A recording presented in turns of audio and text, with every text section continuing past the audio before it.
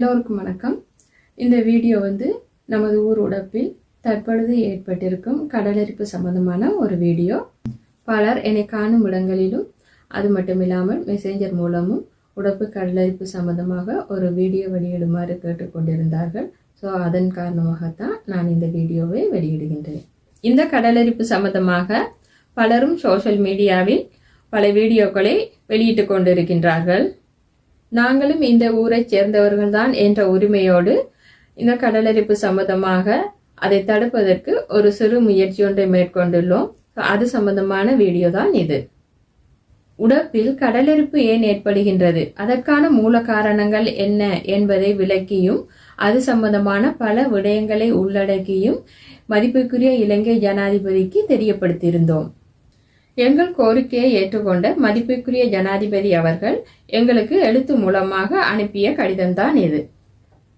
இந்த கடிதத்தை ஆங்கிலத்தில் அனுப்பியுள்ளார். நான் அதை தமிழில் சுருக்கமாக கூறுகின்றேன்.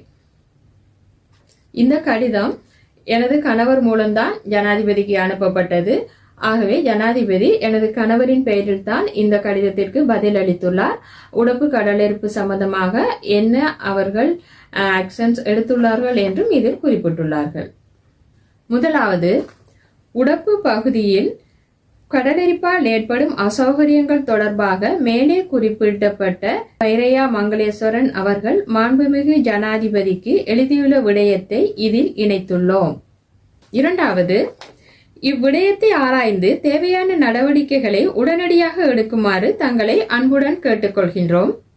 மூன்றாவது, மேலும் எடுக்கப்பட்ட நடவடிக்கை குறித்து விண்ணப்பதாரருக்கு, அதாவது திரு வைரையா மங்களேஸ்வரன் அவருக்கு அறிவித்து அதன் ஒரு பிரதியை எனக்கும் அனுப்புமாறு கேட்டுக்கொள்கின்றோம்.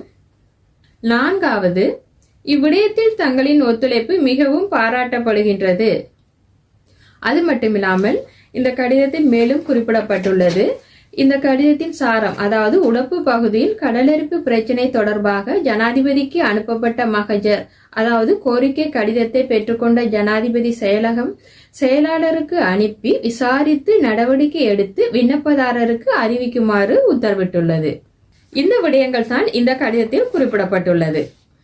அது மட்டுமில்லாமல் உடப்பு கடலரிப்பு சம்பந்தமாக இலங்கை பிரதமருக்கும் ஒரு கடிதம் அனுப்பப்பட்டது. அவரிடம் இருந்தும் எங்களுக்கு ஒரு பதில் கிடைத்தது, அதாவது கடிதம் மூலம் பதில் கிடைத்தது. அந்த கடிதத்திலும் அவர்கள் குறிப்பிட்டுள்ளார்கள், உடப்பு கடலரிப்பு சம்பந்தமாக துரித நடவடிக்கைகளை மேற்கொள்ளுமாறு அங்கு அந்த ஏரியாவுக்குரிய, அதாவது அந்த பிரதேசத்திற்குரிய அதிகாரிகளுக்கு தாங்கள் கடிதம் மூலம் அறிவித்துள்ளதாகவும் கூறியுள்ளார்கள்.